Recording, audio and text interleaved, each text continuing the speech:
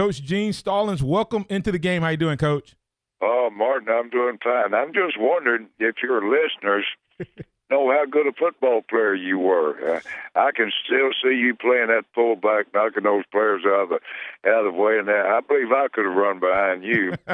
Well, Coach, I definitely appreciate that. And Coach, I have to, when I go out and speak now, I have to tell the young folks what a fullback is. But I think that if they could figure out how to bring that back to the game, what a difference it would make. And I actually had a question around that for you, Coach. They've kind of changed the game to more of this hurry-up offensive philosophy, but the same things that won football when Coach Bryant coached, when you coach, still wins football today. But with the rules, you could take advantage of it. How would Coach Gene Stallings adjust his offensive philosophy to take advantage of some of the rules that have changed? Well, first of all, if I were coaching now, I wouldn't necessarily try to take advantage of the rules. I would do what I knew best, and I know to win football games, you got to run the football, you got to stop the run, you got to be at the plus and give away, take away. You got to be a third down team. It's awfully good. So my philosophy still wouldn't change, and if I were coaching today, I'd still have a fullback because I think in order to run the football successfully, now you've got to have a fullback like Martin Houston that could block a defensive end or a linebacker or whatever you ask him to do. So that's what. Now defensively, the adjustment would be a little differently because people are coming out spreading them all over the field and trying to get you in the wrong defense. I'd play a lot of nickel defense if I were coaching right now. I could still stop the run with the nickel, and you're better suited to be able to play pass defense. So that's what I'd do if I were coaching now defensively. Play a whole lot more nickel. Offensively, wouldn't change much. Coach, and I knew that would be the case, Coach, because you and I would be in that same cloth. And as you said, the fullback needs to be somebody, not to my own horn myself, Kevin Turner, guys who were not just blockers but gave you a legitimate threat in different parts of the game and added to it. And third down, oh my goodness, I think we leave so many possessions on the field because we can't get a 3rd and 1 because you don't have that fullback to open up that hole. It's hard to score that on the goal line. Yes, sir. It's first and goal on the goal, and Lord, they come out and throw the football because they can't make a foot. That's right. But I'd still have a fullback if I were coaching today, and I still think we'd win games. I agree with you because it's the same, as I said, the same thing that won then wins now. Hey, if you want to get in with Coach Stallings, 205-342-9904, you can let me know. Coach, one of the questions I had regarding spring practice, and this is more so kind of what you as a coach was doing as you're preparing, what were you looking for the most part as a coach going into the spring at this time of the year?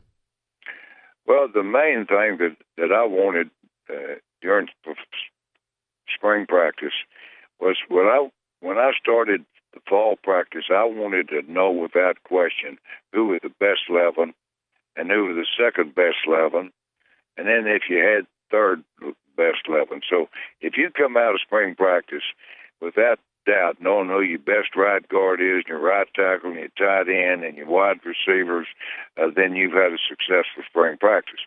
I want to also get better, but you don't really improve all that much in spring practice now the way the rules are.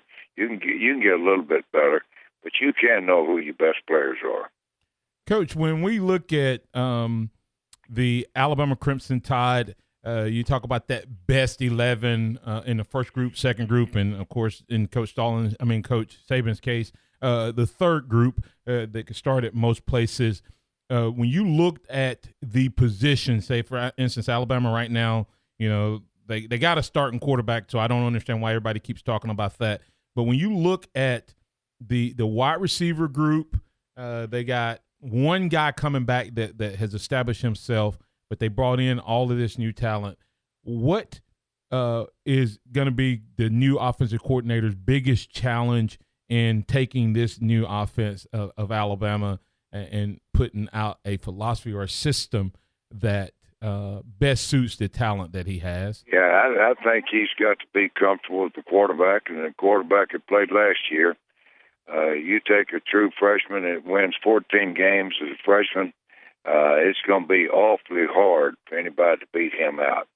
So the coordinator's got to be comfortable with the quarterback, and then they pretty well have the system down. They just got to make sure that the right people are playing, because they have done an outstanding job of recruiting. I can't remember when Alabama was an underdog. Yeah. 7, 8 years probably. They've had the best football team, and you got the best football team. You ought to win most of your games, and that's what happens. You take good players that are well coached. That's a tough combination to beat. And that's what Alabama has been able to do for the past few years. Speaking with Coach Gene Stallings, the University of Alabama, as I said when I was introducing him, without a shadow of a doubt, one of the greatest coaches to coach at the Capstone, but also without a shadow of a doubt, one of the greatest men to walk the sidelines at the Capstone. Coach, I want to this is kind of a personal away from football in a sense. Coach, you had the opportunity to play under Coach Bryant and under Coach Landry, arguably top in their professions in the time period that they coached and before them and since them. What would be one takeaway from those two guys that even to this day, Coach, you still use to do what you do? Well, the common denominator between Coach Landry and Coach Bryant, they both knew how to win. Our X's and O's, when I was working for Coach Bryant, was no better than anybody else's X's and O's, but our players thought they were. Coach Bryant had the ability to get the most out of the player, and they felt like because he was on our sideline that it's worth 10 or 12 points. On the other hand, when I was coaching for Coach Landry, our X's and O's were better. We called the right play at the right time, the right defense at the right time, had personnel that was able to perform them. Your wildest imagination, you can't believe how knowledgeable Coach Landry was. Coach Bryant was knowledgeable too, but he didn't have the knowledge of the overall game the way Coach Landry did. So both of them, common denominator, they knew how to win. They were both class people. I felt like Coach Bryant was the best college coach ever. I feel the same way about Coach Landry. I think he's the best pro coach it's ever been. Is Coach Gene Stallings right here in the game. Coach, as we were talking about earlier, you mentioned this, and so I want to come back to it. You talked about the freshman quarterback, Jalen Hurts, winning 14 games, putting his team in a position to win a national title with one drive separating the championship or not. Coach Saban, everybody wants the guy who can throw it 50 yards and the guy who can who can make all the throws and all of that, 80 yards, passes, etc. But Coach Saban always talks about this when he's talking about his quarterback race, the guy who wins the team. Now, I think I know what that means as a former player. I think I know what that means as a fan. But from a coaching standpoint, head coach standpoint, what are you looking for when you realize this guy, they will follow him to the ends of the earth as their leader? What are you looking for in that player? Well, you look for a guy that can perform on the field. That you can have the leadership traits, but if you can't perform on the field, as an example, you played with a quarterback that when we win the national championship game, he's 4 out of 14 for 27 yards and 2 interceptions. And yet we moved the football. He did not feel like he had to win the game himself. Right. He controlled the game. He controlled the tempo of the game.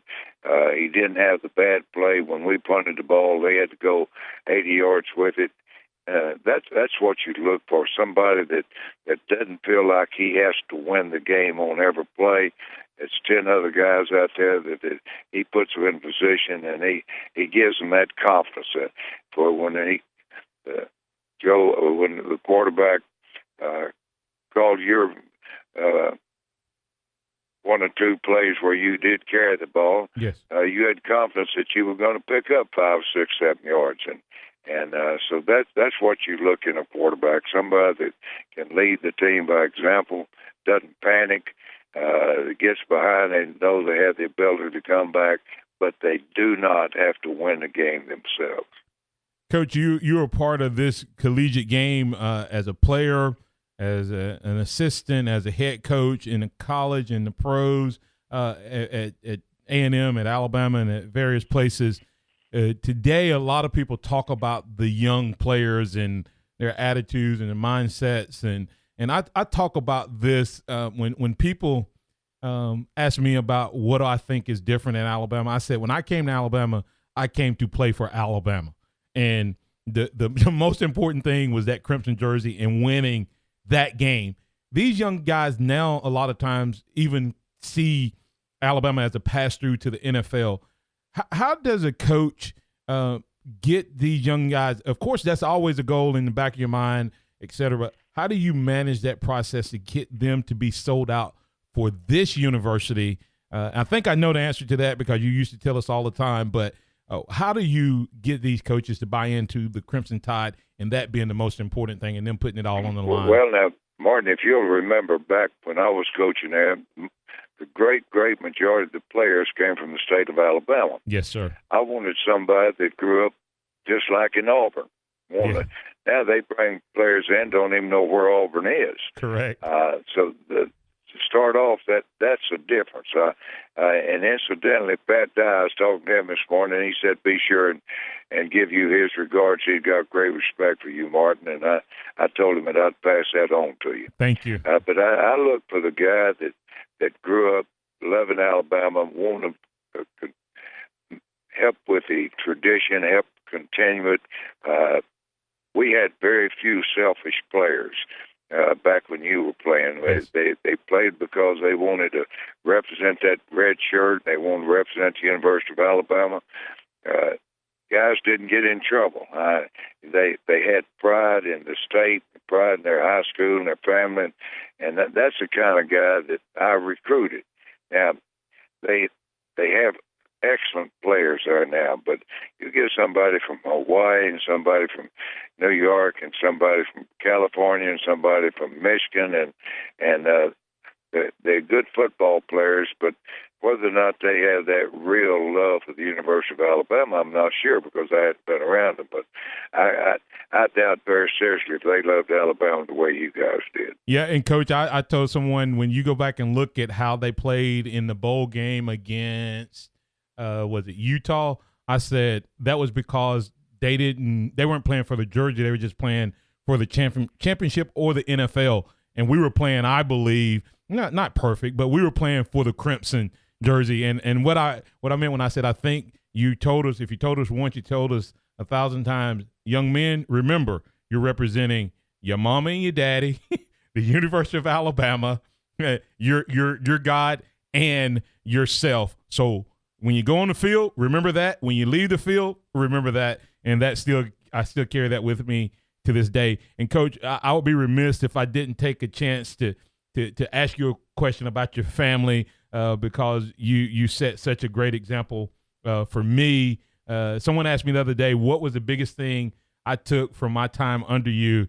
And I told him, I said, he was the first man that showed me how to be a man in my profession, but also in my family. I know you got a daughter down in Haiti that's doing some great mission work. Tell us what she and her husband have going, and I know that's a point of pride for you. Well, now, Haiti is the poorest country in the world. He was a very successful doctor in Nashville. They sold the business and moved to Haiti basically to feed the poor and give them medical attention. They go to a town of 170,000 that has no electricity, has no fresh water. The religion is voodoo, and they brought fresh water to the whole community. Wow. They have a hospital that they will take care of 12 to 1,500 every 2 weeks. All of it's free. They'll feed 100 children a day. They have a maternal health program for the young pregnant women. They teach them how to farm properly. They have baptized over 250 people. Wow. So they have made a difference in that community. I'm extremely proud of them, but I'm equally as proud of my other children. Absolutely. I've got a daughter that lives in Argyle. She has a son that's playing for Clemson, and then I've got a daughter that lives right outside of Dallas. Her husband is a family therapist, PhD, and then I've got a son-in-law that's coaching for SMU. So I try to keep up with SMU as much as I can, even though they don't have the success as some of the other teams. That they're getting better. Hey, Coach, and you just talked about those great son-in-laws and the work they've done. Just take a quick second and tell all of the dads out there what these young men had to do when they met your daughter. Because I Coach, I wish you had told me that. That I didn't hear that story until this summer, but it was a great one. Share that with our listeners, Coach. Well, in order to marry my daughters, the guys had to work for me on the ranch in the summer, and I'd get them up before daylight. Wouldn't even let them think about quitting till after dark. You can always build a fence when you don't need one. And so anyway, when we'd get through, and the girls would say, "Daddy, what do you think?" And I said, "I think you need to cull him. Cut him loose, let him go." Daddy's a nice boy. I know he's a nice boy, but he hasn't got a work ethic. See, I think a work ethic is extremely important to a young man. He's got to know how to make a living, how to work, how to be there early, stay late, and do an honest day's work for an honest day's pay. And I feel like that's something that we're losing this day and time. But I've got 4 son-in-laws. One's a PhD. One's an MD, one's an attorney, and one's a football coach. But they've all got one thing in common. They can all build a fence. That's right.